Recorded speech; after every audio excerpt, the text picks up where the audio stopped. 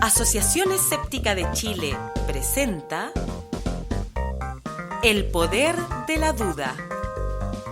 Reflexiones escépticas en un mundo incierto.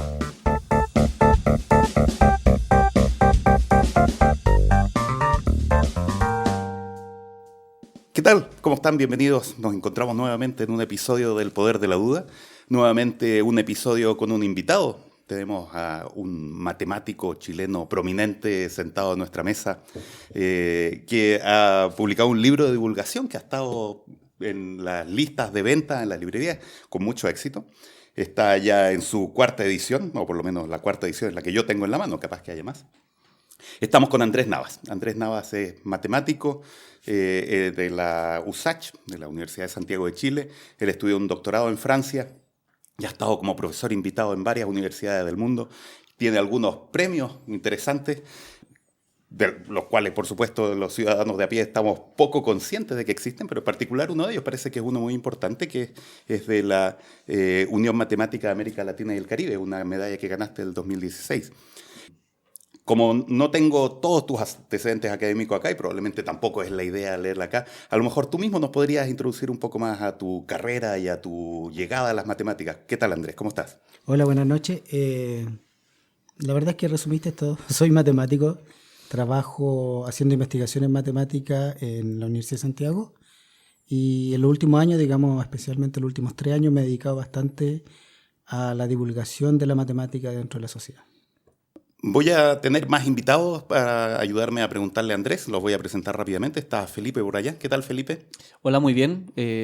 Encantado de participar por primera vez en el podcast. Tenemos a Mario, que reviene después del primer capítulo que grabó con nosotros. ¿Qué tal, Mario? Sí, volviendo por acá y me parece excelente nuestro invitado. Y tenemos a Daniel, que no se aguantó las ganas de estar presente para interrogar a un matemático. ¿Qué tal, Daniel?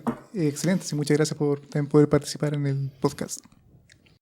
Muy bien, seguimos entonces. El libro al que yo hacía referencia, que ha tenido mucho éxito de ventas, al menos para los cánones chilenos, es un libro que se llama Un viaje a las ideas, y como subtítulo, los 33 historias matemáticas asombrosas que Andrés ha escrito. Son historias muy entretenidas, muy fáciles de seguir, que parten mucho con geometría, y por lo tanto de una manera un poco más intuitiva de acercarse a las matemáticas, y que fueron publicados como artículos, ¿no? Como columna de opinión en algún medio. Casi la mitad de los capítulos nacen de artículos que yo empecé escribiendo para El Mostrador y algunos otros medios. Y que yo empecé escribiendo por accidente. De hecho, es una historia interesante, ¿ya? Que no está en el libro. Mi primera columna en El Mostrador no está en el libro porque fue un accidente. Una vez me pidieron un informe desde CONICET por un proyecto de investigación cuando Arturo Ávila ganó la medalla Fields, brasilero, y él estaba en un proyecto de investigación con nosotros. Entonces, la verdad es que yo no sabía bien cómo informar sobre eso. Entonces, escribí una carta un poco más extensa sobre la relación de Artur con la matemática chilena. Por ejemplo, ahí cuento que Artur vino a la Olimpiada Iberoamericana de Matemáticas que se hizo en Chile el año 95 en Viña del Mar, que ganó una de las medallas de oro, que para esa Olimpiada Iberoamericana José Balmes pintó un cuadro, que ese cuadro se lo robaron del diario El Mercurio, y un montón de cosas así.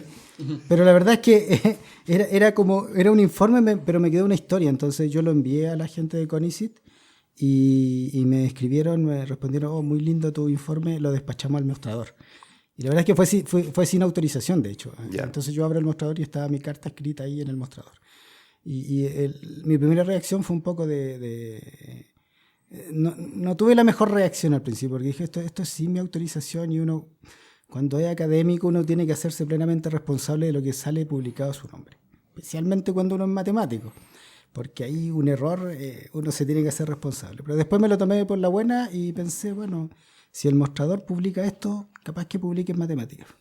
Entonces fui a conversar con la gente en la USACH, les fui a contar la idea y me miraron con cara así de escépticos. Incrédulos. Pero Pablo Belli ahí me trató súper bien y me dijo, bueno, hay una sola manera de saber si esto resulta o no, dale.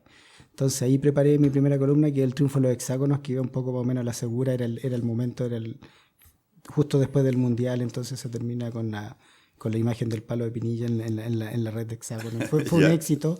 Yo sabía que la primera columna tenía que ser exitosa para que después pudiera seguir andando este proyecto. Pero así empezó.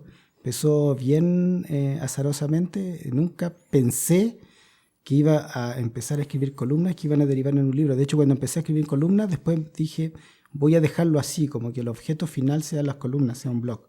O sea, ¿esto no era una etapa planificada de tu carrera? Porque En absoluto. el éxito de tu libro, junto a algunos otros que han salido ahora, que están como los 4 jinetes de la divulgación, que marcan como una historia nueva en Chile, ¿no? Junto con Gabriel León, con Andrés Gomberov. Yo cuento 5 por lo menos, pero en fin. Claro. Porque también está el libro de María Teresa Ruiz, que es muy bueno. Claro. Aunque es interesante porque el libro de María Teresa Ruiz es una reedición de un libro anterior. Pero no, en ningún momento me lo planifiqué. O sea, tu aproximación a la divulgación científica, a la divulgación de masa, es producto de este accidente. Suerte, es un accidente. Oye, pero un es accidente. espectacular tener ¿cuánto se llama? El talento, digamos, de poder relatar algo, porque eso también, digamos, salirse de la parte científica, digamos, y poderlo relatar, es excelente, digamos. Bueno, una cosa que me decía la gente es que cuando ya escribí la primera columna ya no, de alguna manera no podía dejarlo. ¿Ah? Muchos colegas me daban ideas, me contaban historias. Hay muchas historias que me contaron. Por ejemplo, yo no sabía que había un matemático prominente que había sido goleador de la selección de Dinamarca. Eso me lo contó un colega que es muy aficionado al fútbol y obviamente tenía que ir. Entonces, de alguna manera, ese espacio que se había logrado tenía que mantenerlo. Y lo que estoy súper contento es que de alguna manera siento que se ayudó a crear y a fortalecer esos espacios, porque ahora uno ve, especialmente El Mostrador, tiene columnas de divulgación científica, columnas de opinión bastante de buen nivel. Y para mí El Mostrador fue muy importante, porque El Mostrador es una plataforma de fácil acceso. O sea, yo sigo teniendo relación directa con la gente. Difícilmente yo hubiese terminado en un diario de más en el establishment, en el Mercurio, en La Tercera, era casi imposible. Pero El Mostrador rápidamente enganchó con la idea y me gusta que haya nacido de algo un poco underground. O sea, que la ciencia atraviesa todos los sectores de la sociedad y se clave así desde una arista que es un poco impensada. A mí me gustaría, ya tendremos ocasión para profundizar un poco más en el tema de la divulgación. Me gustaría sí preguntar, porque me parece que tu testimonio podría ser valioso quizá para jóvenes a los que les interesa la matemática. Me gustaría preguntar cómo empezó tu interés por la matemática. Me gustaría partir con esa pregunta. Eso es súper fácil de responder. Mira, yo estaba en la escuela y una vez vi un póster de la Olimpiada Nacional de Matemáticas. Y paralelamente, creo que el mismo día vi a los niños que habían ganado la primera Olimpiada o la segunda, no recuerdo, en la tele. Los estaba entrevistando don Francisco. Y todavía me acuerdo, o sea, quien estaba con ellos era Samuel Navarro, que hoy en día es mi colega en la Universidad de Santiago. Y yo sé quién estaban Jorge Ferrando, que después fueron mis colegas olímpicos. Y yo dije, yo quiero participar ahí. Y más encima yo me había criado en un ambiente deportivo competitivo. Entonces yo quiero participar y yo quiero ganar. Yo eso lo tenía siempre metido en la cabeza, digamos. Yo vengo de una familia de deportistas, entonces para mí tenía que llegar a ese nivel. Y me preparé cuando estaba en tercero medio. Tuve mucho apoyo de los profesores, especialmente un profesor, Domingo Almendras, que está mencionado el padre de él en el libro. Yo tuve clases con él, con el hijo de él, en el Instituto Nacional. Él nos apoyaba mucho y ahí quedé entre los ganadores. Y la gracia que tenía quedar entre los ganadores es que se me abría todo un mundo. Yo estaba en la escuela, imagínense, y yo después iba a clase en la universidad y me recibían los profesores de la universidad. Nos hacían clases especiales. Es una tradición que existe hasta el día de hoy. O sea, los ganadores de la Olimpiada tienen clases especiales en la universidad para gente talentosa y profesores. Yo mismo hago clases totalmente gratis, fuera de nuestro quehacer, digamos, académico estándar, para recibirlo, para formarlo y para encauzarlo, porque muchas veces hay gente que tiene un talento especial, pero no sabe que se puede estudiar matemática, o no sabe que la matemática es una carrera, que ser científico es una carrera y que uno no se muere de hambre, muy por el contrario. Y una duda, por ejemplo, mucha gente, por lo general la percepción de la gente de la calle de las matemáticas es siempre una sensación de como, sí, las matemáticas nunca me gustaron, qué bueno que como que ya no tengo que usarlas más o menos. Y hay gente que puede ser talentosa y le gusta, pero ¿hay un perfil especial en la gente que realmente se acerca a las matemáticas o es algo que cualquiera podría gustarle? ¿Hay una cosa de piel o es solamente desconocimiento que hay gente que no le gusta? Digamos? Mira, a ver, tú me estás haciendo la pregunta más difícil que se le puede hacer a un matemático. Primero, yo soy investigador en matemática, en ciencia. Eso es más bien, se debería preguntar a gente ligada a la educación. Pero yo tengo harta experiencia y yo tiendo a decir dos cosas. Primero, no existe el estereotipo del matemático. Ese típico personaje que aparece en las series, como el Big Bang Theory, y personajes más bien caricaturescos, en realidad en la vida existen, así como existen gente de la más diversa índole en la carrera. ¿Okay? Es bien impresionante a veces toparse con gente muy diferente, con la cual uno se une a través de la matemática y con la cual a veces tiene pensamientos abiertamente distintos en todo lo demás, aparte de la matemática, y en los cuales uno logra establecer conexión solamente a partir de la matemática. Ahora, sobre lo que tú dices, mira, yo creo que es un problema más bien de la educación matemática. ¿Por qué a la gente le tiene tanto rechazo? Es por la forma en que se ha concebido la enseñanza de la matemática. Y en Chile estamos muy, muy atrasados en eso. Todavía estamos enseñando matemáticas como se enseñaba en el siglo XIX, o a lo más en el año 50 en los países desarrollados. La carencia de didáctica en la enseñanza de la matemática es tremenda. Y de hecho, por estas razones, bueno, ahí en la portada de mi libro sale, que una de las cosas de las que estoy más contento, impulsamos la creación de un festival de matemática en Chile. En general en Chile se hacen ferias científicas, pero si uno va a una feria científica no hay nunca nada de matemática. Y la pregunta es ¿por qué?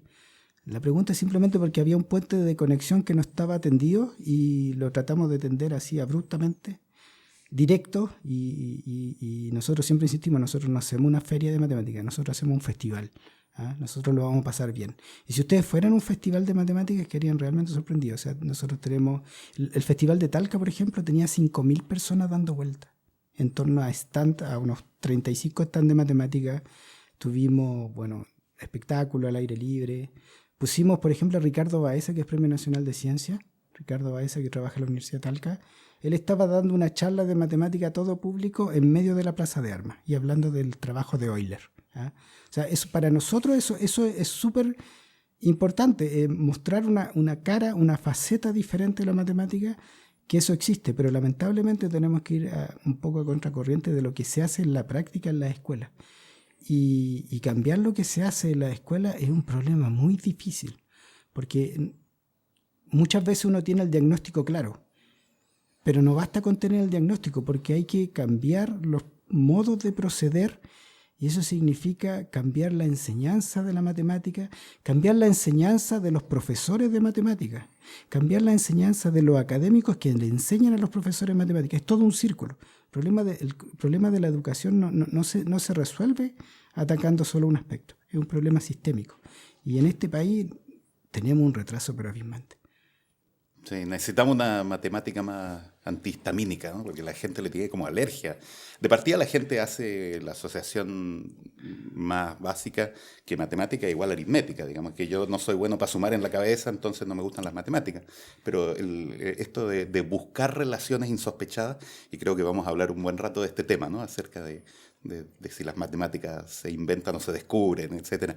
Pero este abono intelectual, que es finalmente, ¿no? Este goce intelectual de descubrir relaciones donde uno no sospechaba que las habían, que probablemente no se enseña. Yo no recuerdo que a mí me lo hayan enseñado así al menos. Tú dices que no estás directamente ligado a la educación, pero ¿tienes alguna experiencia donde hayas como logrado un éxito de cambiar la actitud de personas o de grupos de personas hacia las matemáticas? A ver, hay como dos cosas en lo que tú dices. Lo primero es bastante cierto. Lo que pasa, un gran problema en la matemática es que la matemática es un mundo tremendamente amplio. La matemática es una cosa... Ni siquiera los matemáticos entendemos bien lo que es la matemática. Por eso en el último capítulo de mi libro se trata de tratar de definir la matemática. La palabra matemática etimológicamente no se entiende bien qué es. Es una cosa rara.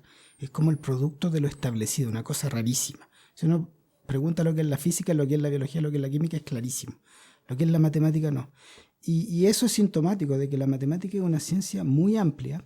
Y no solo eso, sino que en época histórica la matemática era considerado más que una ciencia o algo diferente. Por ejemplo, en la Edad Media la matemática era un arte. La aritmética era uno de los 7 artes liberales y la geometría era uno de los 7 artes liberales. Entonces hay una aproximación estética también a la matemática que es sumamente importante y que ha sido desdeñada en los programas de estudio, especialmente si consideramos que la enseñanza de la matemática de alguna manera ha dejado de lado en la escuela la enseñanza de la geometría, especialmente en Chile. Eso es un hecho claro.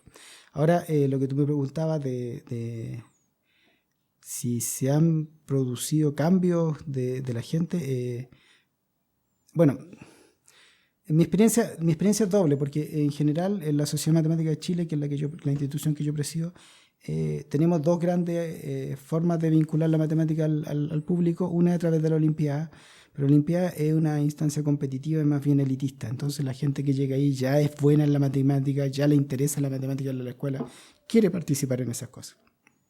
Tal vez ahí es mucho más valioso la experiencia en el Festival de Matemáticas, donde a veces hay gente que pasa por la calle y se detiene en los stands. Eso sería interesante que nos dijeras en qué consiste esa actividad de los stands, ¿no? Claro, mira, nosotros hemos diseñado alrededor de 30 stands que son interactivos. Un stand no es una muestra de matemática, sino que tú te acercas a uno de estos stands que están en los cuales hay estudiantes que están especialmente preparados para atenderte. Te muestra una actividad que es lúdica, te hace un truco de magia, por ejemplo, te pone un desafío. Y tú empiezas a jugar, a interactuar, a veces lo resuelves, a veces no, a veces te sorprenden con un truco de magia, por ejemplo, tú le das 4 datos y te adivinan un número entre el 1 y el 64 y ese tipo de cosas. Y después te explican qué fue lo que realmente pasó. Y lo que realmente pasó es que hay algo matemático que hizo que eso funcionara. Entonces hay una parte lúdica, por una parte, y por otra parte hay una parte que es más profunda, donde hay transmisión de un real contenido matemático. Ahí están donde la gente se sienta a pintar.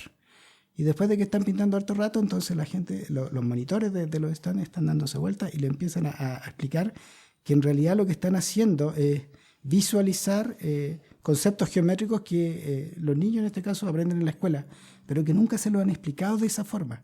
Hay un stand, por ejemplo, donde tú haces reproducciones de arte diaguita. Es muy lindo. Ese se llena, se repleta. O sea, perdimos todas las muestras porque uno pasa por la muestra y más encima se lleva un recuerdo que es el cuadro que uno pintó. Y después de terminar, uno empieza a explicarle todos los conceptos de simetría que están envueltos en una pintura diaguita, que es algo bien sorprendente. Los diaguitas usaban mucho la simetría en sus pinturas. Entonces así tratamos de reconstruir la matemática. Muchas veces la misma matemática se enseña en la escuela, pero de una manera diferente. Y también ligándola con otros aspectos, en este caso con la historia. Tenemos un stand de arte islámico, por ejemplo, de cómo se desarrollaba la geometría en el mundo islámico, las representaciones de Dios que existen para ellos dentro de la geometría y cómo eso es una concepción totalmente diferente a la occidental, a la nuestra. Interesante.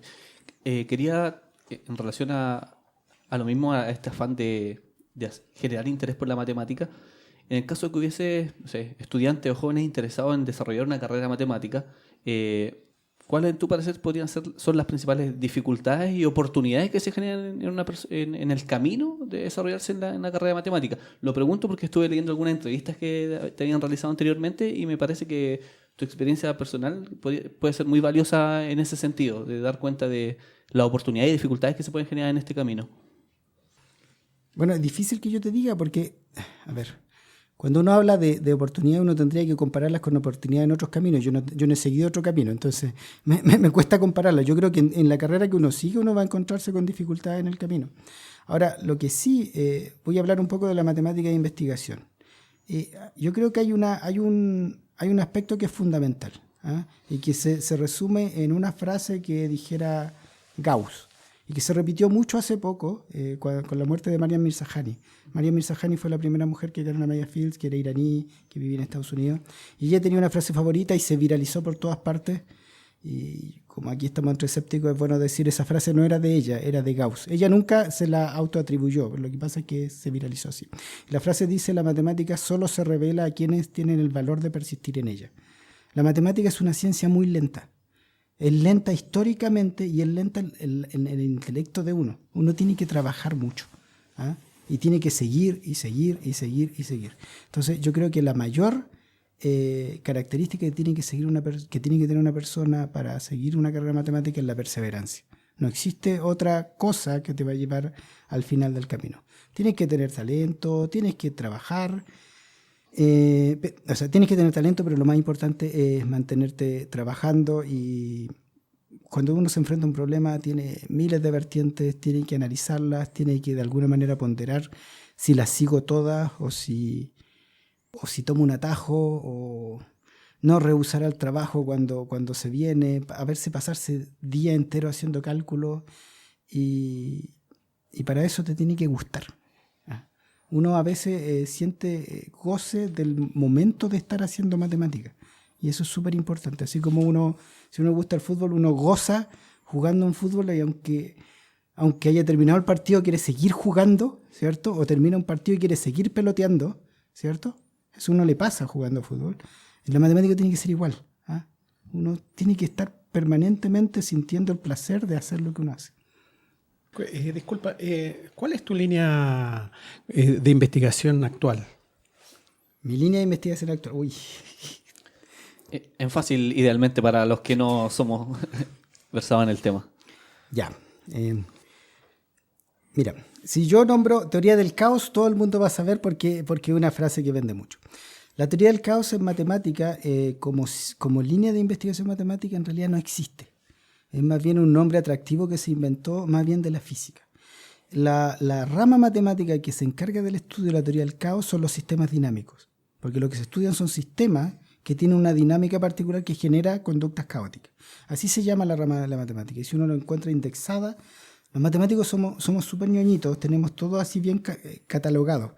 De hecho, tú entras al sitio de la Unión Matemática, no de la Unión Matemática Internacional, en este caso de la American Mathematical Society, le tiene código a todas las ramas de la matemática. Y tú no vas a encontrar, creo que no vas a encontrar teoría de caos, pero sí vas a encontrar sistemas dinámicos. Entonces los sistemas dinámicos, muchos de esos sistemas provienen de la física, pero después se han encontrado sistemas que provienen de la biología.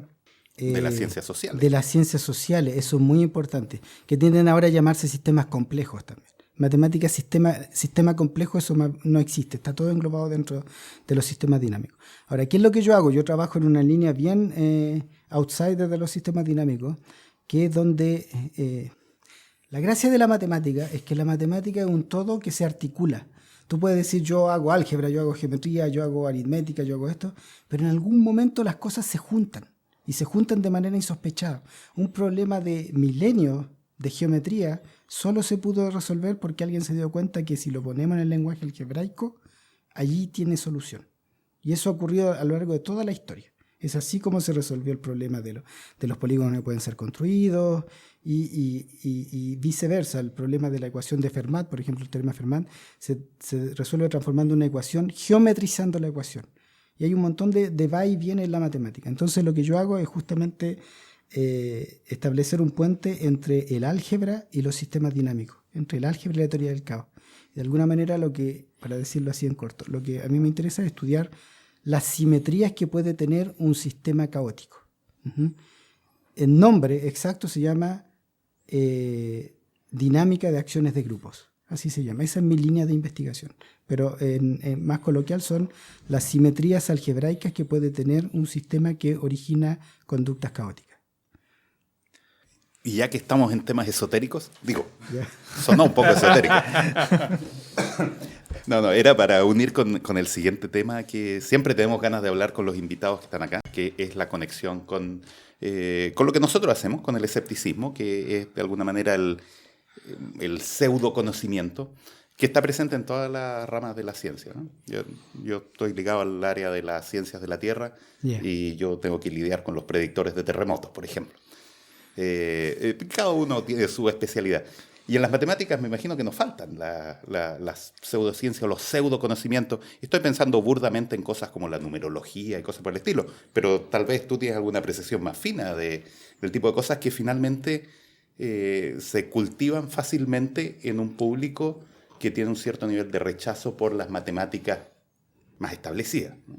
Sí, mira, Bueno, una de las razones para seguir con la columna en el mostrador es que yo les decía a mis colegas que había un espacio que nosotros estábamos perdiendo y que justamente lo estaba conquistando esta gente ligada a la pseudociencia. O sea, hoy en día tú colocas un video de Salfate en YouTube y tiene del orden de los miles de seguidores. No hay ningún gran matemático que tenga los millones de likes en un video de YouTube que Drunvalo Melchizedek. ¿Ah? No hay ninguno. El geómetra sagrado New Age por excelencia, ¿cierto? ¿Lo conocen? ¿Ah? Drunvalo Melchizedek, se cambió el nombre porque es un nombre más artístico, ¿no? Es como, no sé, es como un emperador intergaláctico. No, es bonita la historia. Yo he investigado mucho. Entonces, a mí lo que me pasa con las corrientes pseudocientíficas en matemáticas es que de alguna manera les tengo un poco de cariño, porque son lo estoy diciendo en serio, porque son mucho más inofensivas. ¿Ah? Un antivacunas produce muertes, ¿cierto? Claro. ¿Ah? Un predictor terremoto produce pánico en la población. Pero, pucha, un numerólogo, ya, ok, no produce eso. Pero voy a tratar de desarrollar esto. No es que yo lo admita ni lo valide. Hay esencialmente dos corrientes pseudocientíficas ligadas a la matemática. Son la numerología y la geometría sagrada. Ahora, la geometría sagrada New Age más bien, porque la geometría sagrada es una corriente de investigación muy seria ligada más bien a la antropología, tiene que ver con todas las distintas formas geométricas con las que antiguas culturas representaban un montón de cosas y que siguen representando. Es una cosa muy seria. Pero la geometría sagrada New Age esencialmente la fundó este caballero, el Drunvalo Melchizedek, y tiene una historia muy particular. Él era estudiante de matemáticas, pero en algún momento se fue del camino, salió del camino, y es muy interesante cómo embauca a la gente, porque él habla de un montón de cosas que para los matemáticos son objetos cotidianos. Por ejemplo, él habla de las energías toroidales, que son las energías que fluyen así. Lo que pasa es que para nosotros el toro es una superficie que nosotros estudiamos mucho, que es una dona. De ahí sacó ese término. O él va a buscar una cosa que es ancestral, que viene de la antigua Grecia. Él habla de los 5 sólidos platónicos, ¿eh? Pero eso ya es antiquísimo, o sea, eso debería enseñarse en la escuela, y eso es una cosa súper importante. Eso se dejó de enseñar en la escuela, y cada vez que ocurre eso, vienen estas corrientes que captan a esa gente, que dejó de tener esa formación. Yo siempre insisto, eso es un problema de nuestra educación. Se dejó de enseñar en parte la matemática en su lado estético, y esta gente capta a personas que sin tener el razonamiento matemático sí percibe el carácter estético de algunos elementos o de algunos objetos matemáticos. Los 5 sólidos platónicos, los 5 poliedros regulares del espacio son objetos hermosos, ¿eh? Que más allá de la matemática que los define, que los une, son objetos que uno contempla y los admira. Bueno, estos se dejaron de enseñar en la escuela, llegaron los geometras sagrados New Age, los tomaron, y ahora uno puede ir y pagar 100.000 pesos porque te hagan una terapia con los 5 sólidos platónicos y te los pasen por el cuerpo. Y según ellos te van a recomponer la energía. Eso se hace en Chile. Hay seguidores de estos tipos. No me acuerdo exactamente los nombres. Vayan a Facebook, se meten y se juntan a veces en el Parque Bustamante a pintar la flor de la villa y ese tipo de cosas. Son objetos bonitos.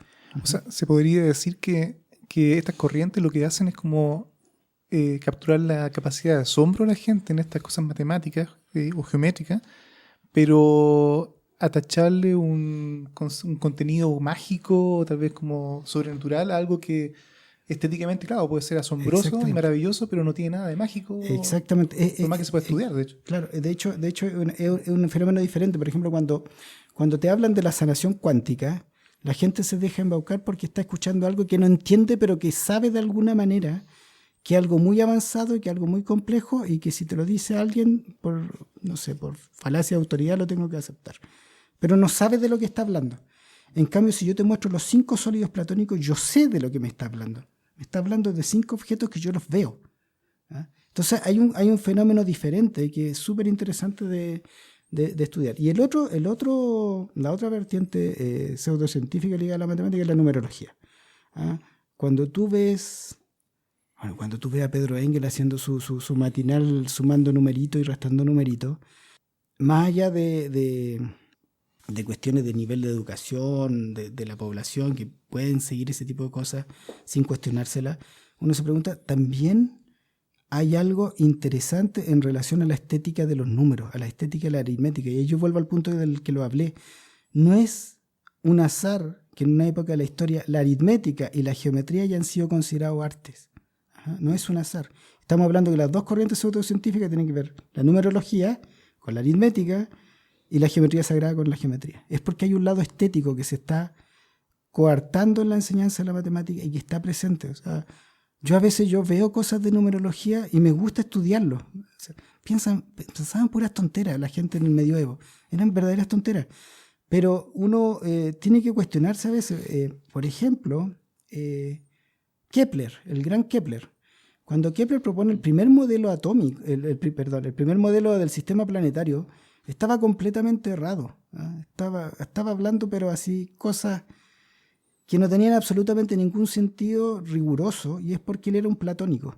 Y él creía en un modelo platónico del sistema solar donde los planetas que se conocían en la época tenían que encajar uno en otro de acuerdo a cómo encajaban los sólidos platónicos. Y él escribió un libro sobre eso, y es su primer modelo del sistema solar. Y después, cuando tuvo a la mano las mediciones de las órbitas de Marte, se dio cuenta que eso no podía ser, y allí recién, décadas después, enuncia las leyes de los movimientos de los planetas. O sea, este tipo de cosas que nosotros vemos en la sociedad y que pensamos que una falta de formación tal vez de la sociedad, es un fenómeno más complejo que eso. Estamos hablando de que Kepler cayó en eso, y que no nos olvidemos nunca de que Newton, el gran Newton, también se dejó arrastrar muchas veces por corrientes pseudocientíficas. Ajá. Entonces es un fenómeno que de alguna manera hay que visibilizar, que no es bueno tampoco esconderlo. O sea, no es bueno esconder los cuadernos de alquimia de Newton. Yo siempre digo, no olviden nunca que Newton escribió casi tanto de alquimia como de cálculo diferencial, que escribió más de teología que de física, que andaba buscando la piedra filosofal. Ese era el gran Newton. Y bueno, para mí el ser más extraordinario que ha pisado la Tierra, es un tipo de una brillantez, pero hay una frase de Keynes, el economista, que lo resume muy bien. O sea, Newton no fue el primer racionalista, fue el último mago. Él transformó la magia en ciencia. Y no deja de ser verdad. Y si uno va hacia el siglo XX, y casi hasta el siglo XXI, uno encuentra ese tipo de fenómenos entre grandes científicos.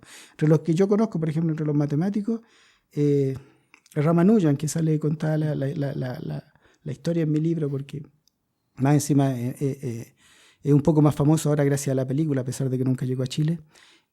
Ramanujan decía que para él, esta es una frase textual de él, una ecuación solo tiene sentido para mí, para Ramanujan, no para mí, si refleja un pensamiento de Dios. Eso lo decía Ramanujan, el matemático más brillante de la primera mitad del siglo XX. Oye, ¿sabes tú? Ahora que tocaste ese tema, me surge una duda, porque en la actualidad es súper fácil tomar las matemáticas y hacer modelos de lo que sea. Entonces, eso también tiene que ver con algo que es la pertinencia del modelo. ¿Qué tan...? O sea, muchas veces estos modelos pensamos que reflejan algo de la realidad, pero en definitiva tal vez estamos cometiendo los mismos errores pseudocientíficos al aplicar las matemáticas a estos modelos. ¿Será así o no? Bueno, eso es una pregunta difícil de responder, porque yo creo que nosotros estamos en una etapa de... Mira, yo no tengo el lenguaje correcto que debiera tener, por ejemplo, una persona ligada más a la filosofía y la ciencia. Pero para mí hay algo claro. Nosotros estamos como les decía, la matemática y en general la ciencia es algo lento. Estamos en una época histórica donde difícilmente nos imaginamos lo que va a ocurrir de aquí a 2000 años. Y donde nos cuesta imaginarnos cómo era la ciencia antes de Newton. Yo creo que nosotros estamos viviendo una era post-newtoniana, donde todavía estamos tratando de explotar una caja que nos heredó Newton, que nos dijo, póngale matemática y va a funcionar. No entendemos bien todavía por qué. Y la verdad es que no entendemos si eso es una pregunta atingente. No sabemos si eso escapa a la ciencia, si eso es más bien materia de investigación o quién va a aportar la respuesta a ese tipo de cosas va a ser la filosofía. Pero el asunto es que tenemos una caja negra. Si nosotros tomamos un fenómeno, le ponemos matemática, es como una cajita negra, tomamos un fenómeno, le ponemos matemática, resolvemos la ecuación por acá. Y resulta que la ecuación nos dijo que un planeta iba a pasar por allá y pasa. o una partícula subatómica va a estar aquí y está. ¿Ok? Esa es la magia de la matemática que no la entendemos, pero funciona y la seguimos explotando mientras nos siga siendo útil. Entonces, hoy en día, yo por ejemplo, tú decías recién, yo no puedo concebir que en los programas de sociología no le enseñen matemática a la gente, porque está todo dado para que la sociología se transforme en una disciplina matemática, porque nunca antes en la historia habíamos tenido tantos datos sociológicos como los tenemos ahora. Entonces, y la matemática seguramente nos va a aportar algo. ¿Por qué? Porque vamos a echar a andar esta maquinita, esta cajita negra, y nos va a decir lo que está pasando en un sistema complejo que somos nuestro comportamiento social. Ahora, ¿hasta dónde vamos a explotar esa máquina? ¿Hasta dónde nos va a entregar respuesta a esa máquina? Nadie te puede vaticinar eso. O sea, a lo mejor van a pasar 1000 años, 5000 años, vamos a desaparecer antes y no vamos a haber entendido realmente lo que estábamos haciendo. Pero de que es útil, es útil. O sea, nosotros no podríamos estar teniendo esta conversación con toda esta maquinaria tecnológica de no haber sido por el desarrollo de la matemática, eso es claro. Una consulta respecto de varios términos que tú ya has mencionado, justamente partiendo por esa frase que venía de Gauss, de que la matemática se revela, y pasando por justamente que da la casualidad que aparentemente el universo, la matemática funciona, permite irlo conociendo, prediciendo, y medimos y está ahí. Pero ¿la matemática justamente es algo del universo o lo estamos inventando nosotros? Y de hecho, nosotros tenemos un pequeño chat de simpatizantes de los escépticos, de la Edge, y alguien creo que tiró una especie como de meme de estos medios ñoños, donde le plantean como la novia le plantea a su novio, decía, oye, pero las matemáticas, si vienen unos extraterrestres súper avanzados, ¿serán las mismas matemáticas que las nuestras? Y eso es una pregunta que ridículo, pero en realidad es cierto. O sea, ¿las matemáticas son algo universal o lo que estamos descubriendo en este instante es solamente una versión humana de algo más grande? ¿Qué piensas tú respecto a eso? ¿Qué son nuestras matemáticas en realidad? Tú me lanzaste la segunda pregunta más difícil, si le puede hacer más. El mundo de los matemáticos está dividido en dos o en tres. Los que creen que se descubre, los que creen que se inventa y los que creemos que eso no se puede responder. Yo personalmente creo que no se puede responder. Y no sé si tenga mucho sentido respondérselo. No sé si es un problema de lenguaje también, el hecho mismo que nos estemos planteando esa pregunta. Pero sí, muchas veces cuando uno hace matemática, uno de alguna manera vislumbra como ser humano de que hay una armonía que es superior a nosotros, que estaba desde antes. Y que de alguna manera, como decía Gauss, la matemática se le revela a él. Y si tú ves la matemática de Ramanujan no era un racionalista que iba descubriendo cosas. A él se le iban revelando cosas y él decía que se lo revelaba a partir de los dioses. ¿Okay? Y esa armonía del universo. Ahora, si la matemática extraterrestre o la matemática de otros seres sería la misma, eso es difícil de responder. Depende del nivel de la pregunta. Si hay una matemática totalmente diferente, me gustaría decir que no, que la matemática es una. Ahora, el punto es qué es lo más importante para la matemática. Eso tiene una connotación humana. Por ejemplo, hay una reflexión muy interesante que hace Ruel, uno de los padres de la teoría del caos, sistemas dinámicos, que tenía una pata en física y una en matemática. Decía, pensemos que la matemática la hubiesen hecho los peces. Es como un argumento medio de Foucault. Nosotros la geometría es una geometría esencialmente estática y que la pensamos en tres coordenadas y la pensamos desde una perspectiva estática. Pero un pez está en continuo movimiento, entonces jamás hubiese establecido un sistema de coordenadas estático, sino más bien hubiese establecido un sistema de coordenadas dinámico. Y para ellos, los movimientos más interesantes tal vez no son los movimientos rectilíneos, sino los movimientos más bien circulares. Entonces hubiese sido un tema central de su geometría, de su matemática, los fenómenos de vorticidad.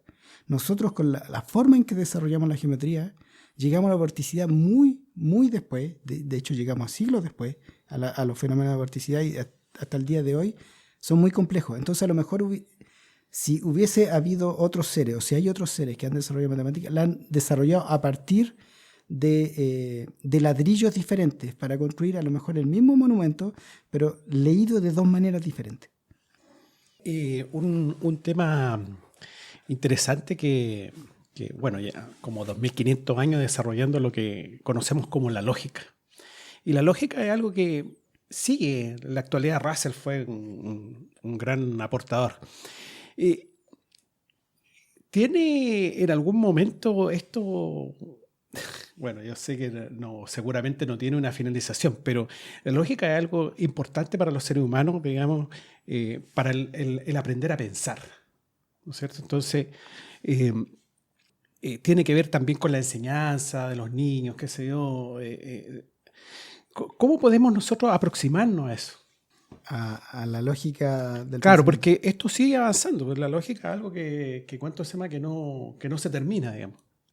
Claro, mira, eso es algo de interesante analizar en la historia de la matemática. La lógica no era parte de la matemática hasta fin del siglo XIX. La lógica era parte de la filosofía. Y la matemática de alguna manera se la arrancó. O le arrancó una parte. ¿Ah? Y si hay una persona que es responsable de eso dentro del ámbito matemático más que el filosófico, es Cantor, que es uno de los matemáticos más extraordinarios de todos los tiempos, o sea, más original de todos los tiempos. A todo esto Cantor era un devoto creyente total, o sea, el tipo quería demostrar la existencia de Dios y como muchos otros, gente ligada a la lógica lo ha tratado de hacer después. ¿Ah? Y la lógica matemática tiene reglas.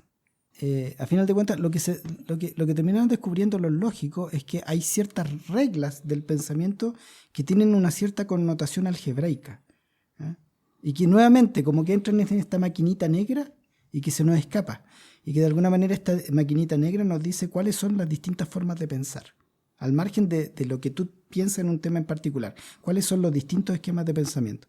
Y así se desarrolló la lógica matemática. La lógica matemática, cuando nació, y esto es una de las historias más extraordinarias de la matemática, la gente creía que no servía para absolutamente nada. Así de simple. Al Cantor, toda la historia de la matemática, Cantor es el que crea la teoría de los infinitos. ¿Ah? Él le explica a la gente que hay distintos niveles de infinito y Cantor ha sido el matemático en vida más atacado de la historia. ¿Ah? Y fue atacado no por cualquier persona, fue atacado por grandes matemáticos. O sea, Poincaré era un tipo que casi lo destruyó, así le tiraba frases, pero tremenda. Él decía que, bueno, Cantor había llevado a la matemática una enfermedad de la cual había que recuperarla pronto. Esas son palabras, son citas expresas de Poincaré y mucha otra gente. O sea, lo acusaron así de corrompedor de mente, así, con su idea. Bueno, las ideas de Cantor se siguieron desarrollando, después entra en la historia, entra Gödel, entra Turing, y resulta que gracias a esa idea hoy en día tenemos computadores. ¿Eh? Eso no es menor. Eso es para entender también cómo el desarrollo de la matemática a veces se adelanta, a veces está por detrás de los avances tecnológicos y cómo de alguna manera es imposible controlar el desarrollo de la ciencia. Eso obviamente tú puedes fijar cierto tipo de prioridades en el desarrollo, prioridades que vienen desde un punto de vista político, esencialmente. Pero así intentar atajar la ciencia es imposible, porque siempre hay algo que se te escapa y muchas veces ese algo va a terminar redundando en algo que sea fundamental. Ahora, volviendo un poco a tu pregunta para aterrizarla, en las escuelas también se empezó a enseñar lógica en los cursos de matemática. Se enseñaba lógica proposicional, por ejemplo, el famoso P implica Q, no Q implica no P. Uno de los grandes problemas que tenía es que se enseñaba como un ejercicio puramente algebraico. Y muchas veces, yo lo he constatado, y esto es algo que pasa en general con la enseñanza de la matemática, los estudiantes hacen algo y no saben qué es lo que están haciendo. Pero la forma en que se les valida el conocimiento es si el resultado está bien o está mal, si marcaron la alternativa correcta o no correcta. Y no entendieron que eso está de alguna manera resumiendo una teoría matemática que en este caso es la lógica proposicional y que de alguna manera está revelando esquemas de pensamiento humano. Entonces hay un grave problema que tiene que ver con la enseñanza de la matemática. Ahora, la lógica en sí es un área súper importante de la matemática hoy en día. Es un área que ya está instaurada dentro de la matemática desde fines del siglo XIX y es una de las áreas más importantes y una de las cosas, lo que yo decía, es que como la matemática es un todo donde las cosas se empiezan a mezclar, ya la lógica no es una cosa tan aislada de gente rarita que anda pensando cosas que a lo mejor no sirven para nada. La lógica se mete en todas las otras ramas de la matemática. Incluso la lógica matemática se puede mezclar con teoría del caos, se puede mezclar con geometría, se puede mezclar con un montón de otras cosas. Y eso de alguna manera revela si una teoría matemática es madura o no. Cuando se logra impregnar a las otras teorías es cuando uno se constata que es una teoría madura. Interesante. Volviendo un poco al tema de la relación entre la matemática y el escepticismo, ya hablamos un rato sobre cómo hay algunas corrientes pseudocientíficas que tratan de tomar conceptos e ideas de la matemática. Volviendo a eso, teniendo en cuenta que en virtud de una serie de mediciones internacionales, nuestro país nos figura con muy buenas cifras acerca del aprendizaje de las matemáticas, y también tomando en cuenta como insumo que un entrevistado anterior que tuvimos en el podcast, que es Claudio Fuentes, del Centro de Estudios de la Argumentación y del Razonamiento, dijo que ellos habían realizado un estudio muestral, y uno de los ítems en los que salían más deficientes los estudiantes era en razonamiento estadístico. Si además tenemos en cuenta que generalmente en el mundo de la política se suele manejar tendenciosamente ciertas estadísticas, me gustaría preguntar tu parecer al respecto y qué se podría hacer frente a eso. Primero, para mejorar los resultados en aprendizaje de las matemáticas, y en específico de esta poca comprensión acerca del razonamiento estadístico. Y para volver un poco más compleja mi pregunta, me gustaría ver cómo se repartirían las responsabilidades. ¿Qué responsabilidades, por ejemplo, para cambiar este escenario de los malos resultados le competen a las autoridades públicas? ¿Qué responsabilidades le compete a los profesores? ¿Qué responsabilidades compete a los formadores de profesores? Ya. Voy a empezar por el final. Lo de la responsabilidad, mira, hay una responsabilidad que es muy grande en Chile, y no es exactamente de una persona, sino es de algo. Es de una prueba, y esa prueba se llama la PSU. La PSU castra el aprendizaje en casi todas las ramas, pero muy especialmente en matemáticas. Porque la PSU no es un examen integrado, no es un examen que, por ejemplo, en el área de matemática mida la capacidad de raciocinio, como tú dices, sino que más bien es un examen que uno tiende a mecanizar, a preparar, y que de alguna manera delimita lo que se debe enseñar en la escuela. Y eso todo el mundo lo sabe. O sea, los cursos en tercer y cuarto medio en muchas escuelas terminan transformándose en preparación para la PSU. Hay una cosa que es muy simple. Por ejemplo, yo te voy a hablar de la matemática, lo que mejor conozco. Nosotros nunca en nuestra carrera, ya sea en nuestra carrera profesional o en nuestra carrera científica o en algo, andamos resolviendo problemas con alternativas. Eso no existe en la vida. Nosotros no es que yo voy a ir a un trabajo así y el jefe me da un trabajo y le digo, ya, ¿cuáles son las alternativas para responderte la correcta? O sea, es una actitud mental desde ya que es incorrecta. En la gran mayoría de los países desarrollados ese tipo de cosas no existen, porque no es un esquema mental con que uno opere en la vida. Eso es lo primero, y de alguna manera condiciona mucho, y lamentablemente no existe un control muy claro de esta prueba. Lamentablemente. Yo la verdad es que me gustaría que rápidamente, se ha propuesto mucho que hayan instancias alternativas de acceso a la universidad. Creo que le haría muy bien al sistema educativo chileno. Muy bien, porque de verdad, personalmente creo que los cuartos medios en Chile son años perdidos. Son años esencialmente dedicados a preparar esta prueba, que en el caso de matemática tiene un contenido matemático muy, muy mediocre. No es la matemática la que está ahí, simplemente es una prueba que uno puede mecanizar y adiestrar. Creo que esa es la palabra. Lo otro que me preguntaba era relacionado con la manipulación de informaciones estadísticas con fines tendenciosos, sobre todo en los medios de comunicación masivos. Por ejemplo, ese tipo de cosas, que yo sepa, nunca ha aparecido en una prueba. Y cuando tú tienes la educación compartimentada entre lo que es matemática, lo que es ciencias sociales, etcétera, tú tienes problemas para meter ese tipo de preguntas, porque es una pregunta matemática, es una pregunta de filosofía, es una pregunta de formación ciudadana, es una pregunta de qué. La verdad es que no tiene sentido preguntarse de qué es esa pregunta. Lo que es claro es que es una pregunta que tiene que estar en el currículum escolar. Es evidente, ¿cierto? Pero que con el sistema que tenemos hoy en día no está. Y lo que iba a añadir al respecto es que efectivamente, un capítulo que me faltó en ese libro era análisis de ese tipo de cosas, y es algo que tengo pendiente. O sea,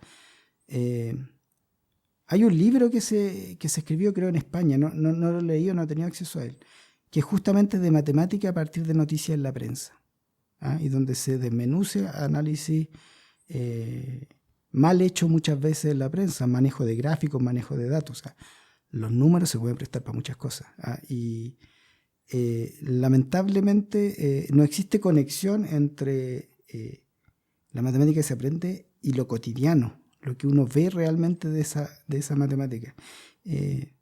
Recuerdo hasta hace muchos años, siempre salía una noticia sobre un polinomio que regulaba si había restricción o no, cómo eran las condiciones ambientales en Santiago. Se hablaba siempre de un polinomio. Y una vez los matemáticos nos preguntamos, ¿y cuál es ese polinomio? Y nunca se nos entregó la información. O sea, Nuestra broma es, no, seguramente un polinomio lineal. Le ponen polinomio, es una función lineal, le ponen polinomio para que se parezca más complicado, entonces se hace una política. La verdad es que eso debiese haber sido, primero, público, y segundo, discutido en las escuelas, si es pertinente o no. Si es un polinomio no puede ser muy complicado porque es un polinomio. En la escuela se estudian polinomios, se estudia álgebra. Entonces eso debía haber estado allí. Hasta al día de hoy, bueno, eso era hace mucho tiempo. Yo creo que hoy en día, si eso se aplicara, yo creo que por ley de transparencia, yo creo que se debió haber entregado. No estoy tan seguro si una fórmula o datos, pero muy probablemente sí. Pero faltó eso, faltó una columna con análisis de datos que muchas veces aparecen en la prensa y muchas veces de manera tendenciosa. Y el punto es que muchas veces cuando se disfraza de matemática algo, la gente tiende a no cuestionarlo. Si esto es matemático, si esto una fórmula lo dio, es incuestionable. Y la verdad que no es así. Eso tiene que ver con lo que tú preguntabas recién, con la pertinencia de un modelo. Claro, es que un caso preocupante es, por ejemplo, el tema de la economía, por ejemplo, que ahí se hacen muchos modelos y muchas veces, bueno, ¿cómo verificamos eso? Claro, es que justamente ahí el problema no es exactamente si las cifras están bien o no, porque muy probablemente estén bien, pero es la pertinencia del modelo y dónde colocamos el foco en el modelo. Y eso es perfectamente cuestionable, pero eso se cuestiona desde fuera de la matemática. Una vez que uno cifra, una vez que uno coloca los fundamentos de algo que uno quiere desarrollar, a partir de eso construye el modelo, y cuando uno ya tiene establecido lo fundamental, la matemática va a operar por sí sola. La matemática no induce a contradicción nunca, o al menos espero que así sea, porque eso es un drama con los que los matemáticos soñamos todos los días, digamos. O sea, se me caerá la matemática del mundo mañana, bueno, en fin. Eso es algo, es otra historia, pero algo que no podemos responder. Pero cuando nosotros sacamos la matemática, cuando la aplicamos a cosas concretas, lo importante es la pertinencia del modelo que estamos aplicando, porque podemos hacer modelos que se centren en cosas totalmente opuestas y llegar a conclusiones totalmente opuestas. Y los dos son perfectamente válidos desde el punto de vista matemático. O sea, no tiene ninguna contradicción interna matemáticamente. Pero eso no quiere decir que los dos sean correctos. ¿Okay? Tal vez ninguno de los dos es correcto. Tal vez los dos son correctos. Pero obviamente pensando en cosas en las cuales se ha hecho hincapié que son diferentes. Claro, ahí hay que pedirle a las disciplinas específicas que den su control acerca de cuáles son los modelos correctos o no. Oye, estos temas que tú nos dices que te falta tocar, ¿vienen en un próximo libro? No sé, mira, me gustaría tener tiempo de escribirlo. Lo que pasa es que ahora me embarqué en otro proyecto que me lo pidió mi hijo, de hecho, que era, ese libro no es fácil de leer, porque requiere cierta madurez. Hay capítulos que son duros, y yo lo sé que varía de nivel, uno puede ir agarrando cosas, pero o sea, yo siempre digo, ese libro yo lo hubiese escrito hace 15 años, no lo hubiera entendido. O sea, lo hubiese leído, no lo hubiera entendido del todo. Y yo creo que no entiendo todo lo que hay ahí tampoco, así que hay muchas cosas que las disparé. No, es un libro difícil. A mí me sorprendió que tuviera tan buena aceptación, siendo que yo creo que de todos los libros de divulgación científica es el más difícil que se ha escrito en Chile, porque muchas cosas son difíciles. Ahora, ¿qué es lo que pasó? Es que yo empecé a ver que se estaba usando en las escuelas. Y como se estaba usando en muchas escuelas, quedaba un poco alto para la formación de la escuela. Entonces lo que decidí es tomar algunos capítulos especiales de ahí y aterrizarlo a la escuela. Es decir, transformarlo en material de curso. Si los profesores lo usan o no, será. Pero por lo menos que esté al nivel del curso. Por ejemplo, el primer capítulo que tiene que ver con el diseño geométrico de la bandera chilena, ahora es un capítulo entero de un libro que escribí, donde se hacen todos los cálculos, y para eso solo tienes que saber la geometría y la trigonometría que tú aprendes en la escuela. Y está hecho todo, así como material de estudio. Y hay varios otros capítulos que de alguna manera bajé al lenguaje escolar, pero es un libro de verdad matemático, es decir, donde ya no le hago el quita a las cuentas, no le hago el quita a las demostraciones, sino que va aterrizado a eso. Y ese libro lo entregué ayer a la editorial. Excelente. Ayer, o sea, por eso que ahora estoy relajado. Lo entregué ayer y se fue a impresión y debiera estar en la librería a principios de agosto. Se llama Las lecciones de matemática para el recreo. Un buen regalo para los muchachos. ¿Y por qué le puse para el recreo? Porque yo tengo susto que los profesores no lo ocupen, entonces, pero la gente, los niños, las niñas más interesados lo van a tomar y lo van a leer en el recreo. Muy bien. Es como una cosa así de un poquito rebelde así. Esta es la matemática que me hubiera gustado aprender o que me gustaría. Qué bueno. Aprovechando este apetito por matemáticas. Hay un capítulo de numerología. Ah, muy bien. Pero de verdad, Imperdible. seria. Y este libro que tú estás preparando, que ya estaría casi listo en el tiempo, ¿va para qué nivel de escolares, digamos, de nuestros estudiantes? Es variable, va de séptimo a cuarto medio. El primer capítulo, séptimo básico, incluso menos. Yo hablo de un capítulo ahí de la forma de multiplicar en casa, se llama el capítulo, donde hablo de métodos alternativos de multiplicación. Ahí está totalmente desarrollado, está el método japonés, el chino y el método egipcio. Están desarrollados de principio a fin con explicación.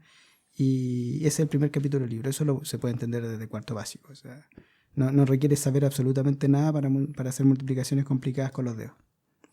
Buenísimo, vamos a estar atentos entonces a la salida de ese libro para nuestra biblioteca de divulgadores chilenos. Y para nuestros hijos también. Absolutamente. Se nos ha pasado rápido el tiempo. Yo no quiero abusar de la paciencia ni de Andrés ni de nuestros auditores, pero voy a ofrecer rápidamente la palabra para si alguien tiene una consulta cortita para hacer. Nada que se nos haya quedado en el tintero, ¿no? Numerología, ¿qué es lo que quieren decir? ¿Su fecha de nacimiento? ¿Algo, no? En lo personal, como profesor, soy profesor de otra asignatura, por cierto, pero me hubiese interesado escuchar qué pensabas qué rol le compete a los profesores en específico para contribuir a mejorar el aprendizaje en la matemática. Mira, ahí me cuesta responder directamente. Mira, a principio de año vino Terence Tao, vino al Congreso del Futuro. Terence Tao es reconocido mundialmente como el matemático más extraordinario vivo. Okay. El tipo es realmente un genio, es realmente un genio. Pero se mandó una frase y que nosotros como escépticos tenemos que poner en cuestionamiento todo. Y una frase con la cual estoy en abierto desacuerdo. Él dijo: el problema de la educación matemática es el nivel de formación de los profesores. Y yo no estoy de acuerdo con eso. No estoy de acuerdo. Yo creo que es un problema mucho mayor, un problema sistémico, como yo te decía. En Chile tú tienes algunos profesores, obviamente que hay un problema de nivel de formación de profesores, pero eso existe en todo el mundo. Tú tienes profesores muy bien formados, pero que están amarrados por lo que yo te decía, por la PSU, o por los contenidos mismos que están en el currículum, y que no tienen espacio para innovar dentro de sus aulas, a pesar de que quieren hacerlo. Es tremendo, es terrible, porque mucha gente quiere hacer cosas diferentes y no pueden. ¿Por qué? Porque tienen que responder a estructuras rígidas que hay en los programas en la escuela, tienen que responder a índices de medición que hay en la escuela, y que no son los mejores, definitivamente, y que los coartan en hacer cosas. Entonces, sí, hay una responsabilidad en la formación de los profesores, pero primeramente está este problema de que están coartados en hacer cosas diferentes, y segundo, seamos honestos, si decimos como Terence Tao que hay profesores que no están bien formados, es porque muy probablemente no fueron muy bien formados por sus formadores. Entonces, al final de cuentas, es un boomerang que nos cae a nosotros, formadores de profesores. O en mi caso, no soy directamente formador de profesor, pero soy formador de profesores, tal vez. Entonces, es un problema sistémico mucho más grande, y creo que no es ni políticamente correcto decirlo así, ni es el foco del problema. ¿Ah? Es un problema mucho mayor y que si no lo resolvemos conversando, dialogando, no solo entre matemáticos, y esto es súper importante. Para hacer un currículum de matemática tú tienes que dialogar con gente de ingeniería, obviamente, con gente de otras ciencias, con gente de filosofía. Nunca he visto diálogo entre gente de matemática y filosofía. Yo te puedo decir solo una cosa. Yo varias veces he sido citado por el Ministerio de Educación para participar en las mesas donde se discuten los programas. Y una vez estaba en una mesa y lo primero que planteé fue lo siguiente, porque se nos dijo, queremos hacer un programa donde se interactúe un poco más. Y yo le pregunté, ¿y por qué estamos los matemáticos sentados aquí y a 5 metros están los físicos y nosotros no sabemos lo que están haciendo los físicos? Eso pasa a nivel ministerial. Si pasa a nivel ministerial, es evidente lo que va a pasar a nivel escolar. Resulta que en el último programa que se estaba haciendo en ciencia, que fue rechazado dentro del currículum escolar, pero ese otro cuento, eso es un poquito más complejo. Se requerían conocimiento por el programa de física que en matemáticas se enseñaban un año después. Y el programa salió así. Y nadie se dio cuenta que eso estaba pasando. ¿Por qué? Porque la gente a nivel ministerial, a nivel de comisiones de expertos, no estaba dialogando entre ellos. Imagínate si eso pasa a nivel superior. Imagínate lo que pasa en la escuela. Es una catástrofe. Entonces, evidentemente tiene que haber un diálogo. Si uno quiere hacer un programa de conocimiento del siglo XXI con conocimiento integrado, tiene que haber diálogo entre especialistas. Es básico. Y eso no está habiendo en Chile. Andrés, 1.000.000 de gracias por haber venido a esta conversación. Creo que nos quedaron un montón de temas donde quisiéramos indagar un poco más.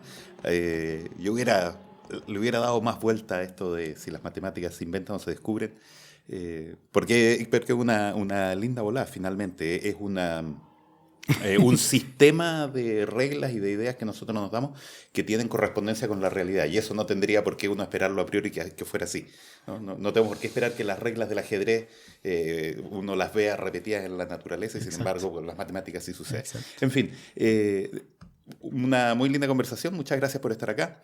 Felipe, Mario, Daniel, gracias por acompañarme en esta conversación. Muchas gracias, Andrés.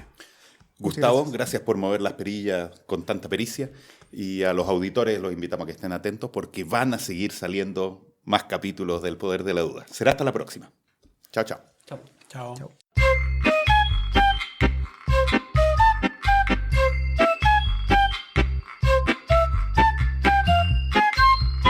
Este programa es producido por la Asociación Escéptica de Chile, AECH, organización dedicada a la promoción del pensamiento crítico, la razón y la ciencia.